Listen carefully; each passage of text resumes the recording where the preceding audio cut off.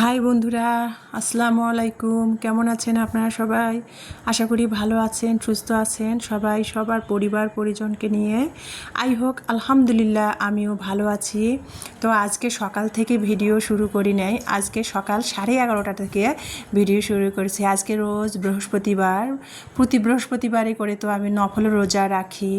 তো প্রতি সপ্তাহের মতো আজকে তার কোনো ব্যতিক্রম না, নফল রোজা রেখেছি। তো সেই জন্য আর কি সকালে নাস্তা বানার ভিডিও থেকে আজকে আপনাদের সাথে শেয়ার করলাম না। প্রতিদিন এক ভিডিও শেয়ার করতেও ভালো লাগে না। আমি কিন্তু সকালে অফ ক্যামেরাতে মানে দুই মেয়েকে 8টার দিকে নাস্তা তৈরি করে দিয়েছিলাম। দুই মেয়ে খেয়েছে, ডিম আমলেট আর রুটি পরোটা বানাই দিয়েছি, দুই মেয়ে খেয়েছে। ইলমাকে আমি প্রতিদিনের মতো অটোতে তুলে দিয়েছি, ইলমা স্কুলে চলে গেছে। আর ইমানি ওর যেহেতু রবিবারে পরীক্ষা, ও পড়তেছিল। তারপরে আমি ইমানিকে বাসায় তালা বন্ধ করে, ইমানি পড়তেছিল, আমি বাজারে চলে গেলাম। ইলমাকে স্কুলের অটোতে উঠাই দিলাম, ইলমা স্কুলে চলে গেল। ইমানিকে তালা রেখে বাসায় আমি বাজারে চলে আসলাম সকাল 10:30 11টার দিকে। এই যে আমি যেহেতু রোজা আছি, সেজন্য সকালে নাস্তা খাওয়ার ভিডিও বা নাস্তা বানার ভিডিওটা আর শেয়ার করলাম না, ভালো লাগতেছিল না সেজন্য।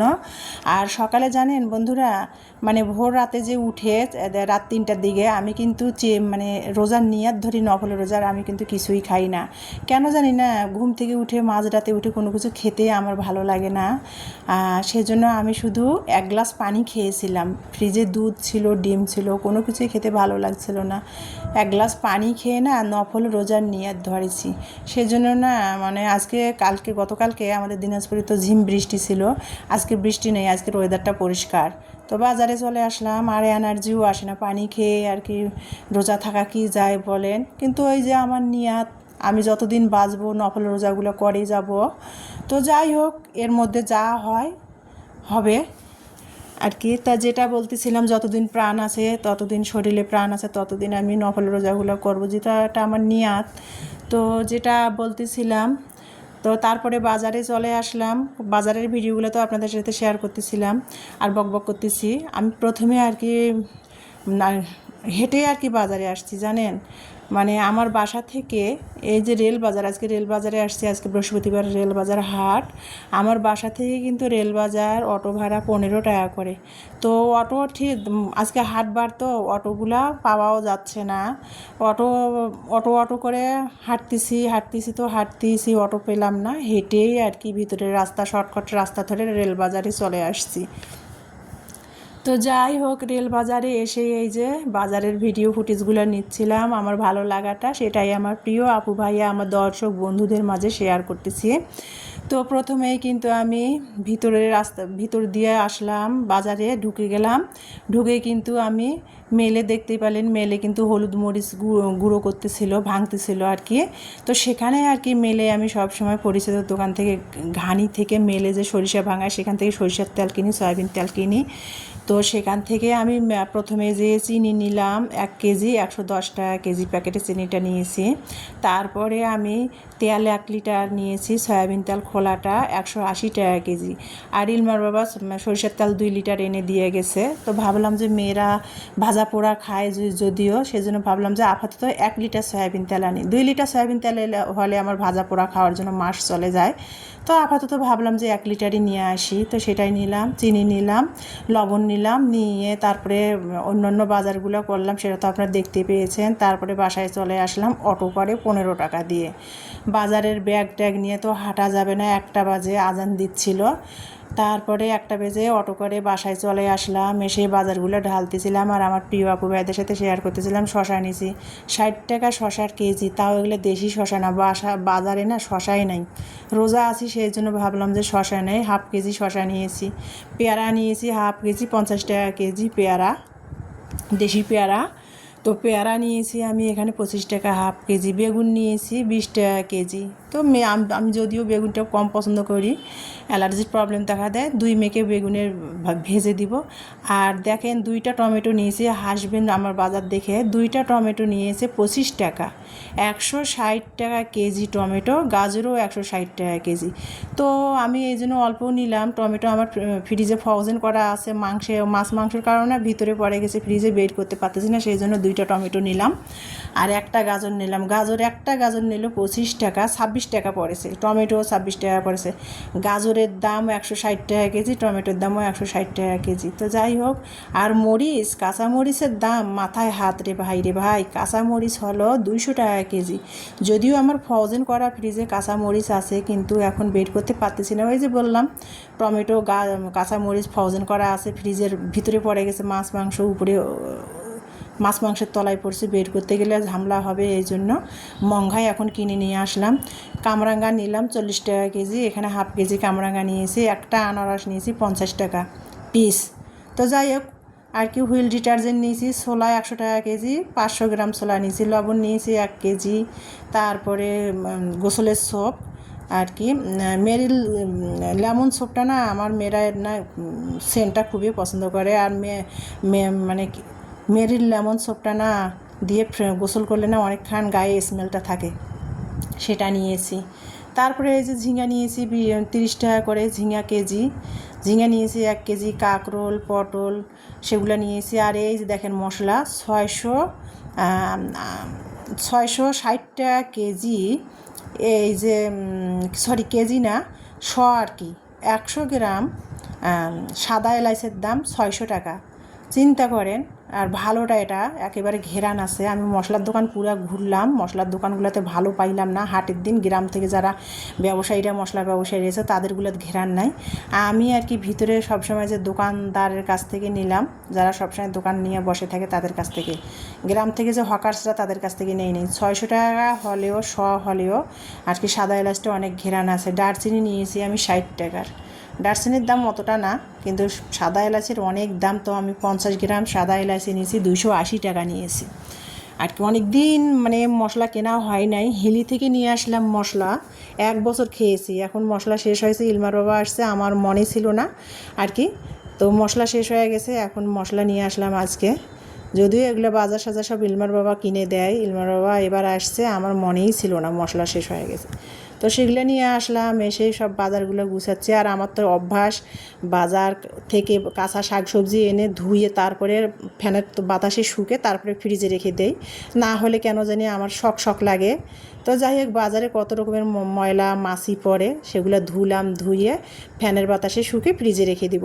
এই যে তেলাপিয়া মাছ বের করলাম। 2 মেয়ে যেহেতু রোজা নাই, আমি যেহেতু রোজা, 2 মেয়েকে জিজ্ঞেস করলাম কী খাবে। 2 মেয়ে তো না, ইলমা স্কুলে, ইমানি 1টা বাজে এখন, কী খাবে। তো অলরেডি ইমানি কিন্তু আমি বাজার গুছাচ্ছিলাম, গোসল করে নামাজ পড়ে নিয়েছে। তারপরে জিজ্ঞেস করলাম, ভাত অলরেডি বসা হয়ে গেছে রাইস কুকারে অফ ক্যামেরাতে। তো তেলাপিয়া মাছ রান্না করে দেই, ওরা 2 বোন খাবে, আমি যেহেতু রোজা। তো তেলাপিয়া মাছ বের করে ভিজাই দিলাম ফ্রিজ থেকে। ফলগুলা কামরাঙ্গা, পেয়ারা, তো আনারসটা ধুয়ে টেবিলে ফ্যানের ছেড়ে দিলাম। ফ্যানের বাতাসে পানিটা শুকালে না তবে ফ্রিজে রেখে দিব। আর এই যে এখন কাঁকরোল, পটল এগুলো ধুচ্ছি। দেখেন কাঁকরোলের গায়ে কি ময়লা বলতে যে কাঁকরোলের বর্ষাকাল না, পাতাগুলো পচে কাঁকরোলের গাছের পাতাগুলো, এগুলো কালো দাগ বসছে। এগুলো পানি দিয়ে ধুলে সমস্যা নেই, উঠে যাবে। তো যাই হোক, সেগুলো ধুচ্ছিলাম। ধুয়ে এই যে তেলাপিয়া মাছটা কিন্তু আমি অফ ক্যামেরাতে লবণ দিয়ে মেখে ধুয়ে আবার লবণ হলুদ মরিচ মেখে তেলে ভাজবো। আর এই যে ঝিঙ্গা নিয়ে আসছি আর কি, ঝিঙার সবজিটা খাওয়াই হয় না, আজকে নিয়ে আসছি ঝিঙা কেটে নিলাম। মেয়ে বলছে যে ঝিঙা দিয়ে রোজা আসো, বেশি ঝামেলা করার দরকার নাই। 1টাও বেজে গেছে, ঝিঙা দিয়ে মাছ রান্না করে দাও আমাকে, ইমানি বলছিল। তো মেয়ে খাবে, মেয়ে বলছে, সেই জন্য মেয়ের পছন্দ মতোই রান্না করতেছে। আর ঝামেলাও করলাম না, যেহেতু বাজার করে আসতে 1টা বেজে গেছে, রোজা আছি, এনার্জি আসতেছে না বন্ধুরা। আর মানে ফজর রাতে তো ওই যে বললাম চিহিরি রোজার নিয়াত ধরেছি 1 গ্লাস পানি খেয়ে।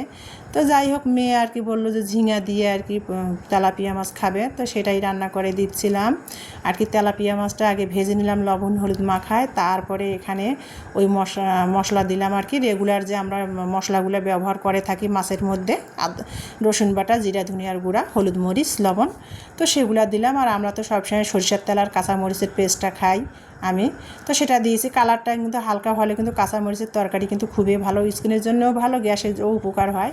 তো কাঁচামরিচ দিয়ে আর কি তরকারিটা রান্না করে নিলাম। কিভাবে সেটা তো জানেন।